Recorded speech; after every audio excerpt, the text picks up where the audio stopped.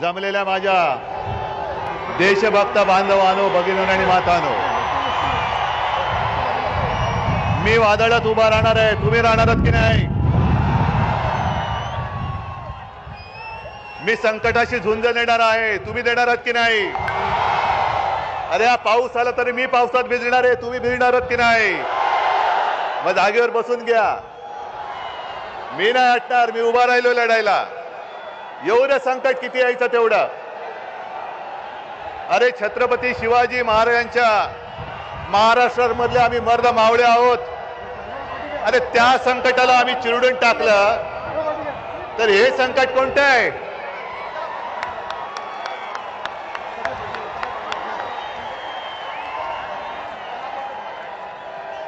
मी पहिला प्रथम तमाम परभणीकरांना अक्षरशः मनापासून साष्टांग दंडवत घालतोय. कारण परभणी हा, होय मी म्हणतो, माझ्या शिवसेनेचा बालेकिल्ला आहे.